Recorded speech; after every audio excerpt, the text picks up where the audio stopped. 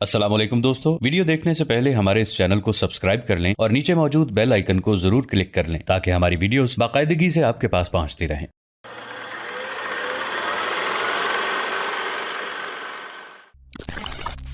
منگولوں نے اولون کی سرکردگی میں اپنی طرف سے پوری کوشش کی، بے حد جدوجہد کی کہ کسی نہ کسی طرح مسلمانوں کے اس لشکر کو زیر کر لیں۔ انہیں یقین تھا کہ جو لشکر ان کے سامنے آیا ہے اس لشکر کی کمانداری یقیناً نظام الدین ہی کر رہا ہے، اس لیے کہ انہیں بتا دیا گیا تھا کہ نظام الدین لشکر کے ایک حصے کے ساتھ ادھر ادھر سرگرداں ہے۔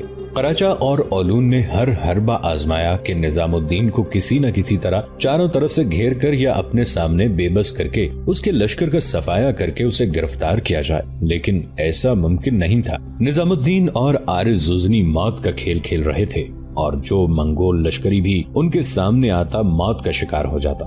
اس طرح کچھ دیر تک ویرانوں کے اندر ہتھیار سلاسل کی طرح بجتے رہے، جنگجو لہو میں سجتے رہے، آنکھوں کے پیمانے چہروں کی شکنیں لہو لہو ہوتی رہیں، یہاں تک کہ اولون اور قراچہ دونوں نے اندازہ لگا لیا کہ اب ان کی شکست یقینی ہو چکی ہے، لہذا شکست اٹھا کر وہ بھاگ کھڑے ہوئے۔ اولون کی بدقسمتی کہ وہ بہت سے منگول لشکریوں کے ساتھ گرفتار ہو گئی اور بچے کچے لشکر کو لے کر قراچہ بھاگنے میں کامیاب ہو گیا۔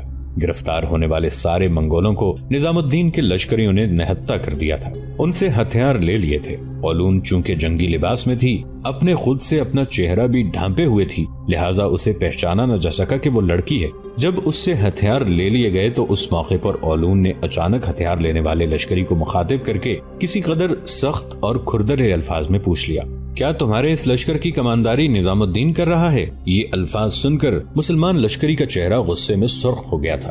کچھ دیر تک کھا جانے والے انداز میں اس نے اولون کی طرف دیکھا، پھر کہنے لگا، تم اسیر منگول لشکری ہو، تمہاری آواز بھی نسوانی ہے، تمہیں کیسے جرأت ہوئی کہ تم نے یہ پوچھ لیا کہ اس لشکر کی کمانداری نظام الدین کر رہا ہے؟ وہ ہمارے امیر ہیں، تم ہو کون جو ہم سے ایسا سوال کر رہے ہو یا کر رہی ہو؟ اس لیے کہ تمہاری آواز نسوانی ہے، ذرا اپنے سر سے خود اتارو، میں دیکھوں تم کون ہو۔ اولون نے جب اپنے چہرے پر ڈالا ہوا خود کا نقاب ہٹایا تب وہ لشکری آگے بڑھا۔ اس کے ہاتھ میں ننگی تلوار دیکھ کر اولون پریشان اور خوفزدہ ہو گئی تھی۔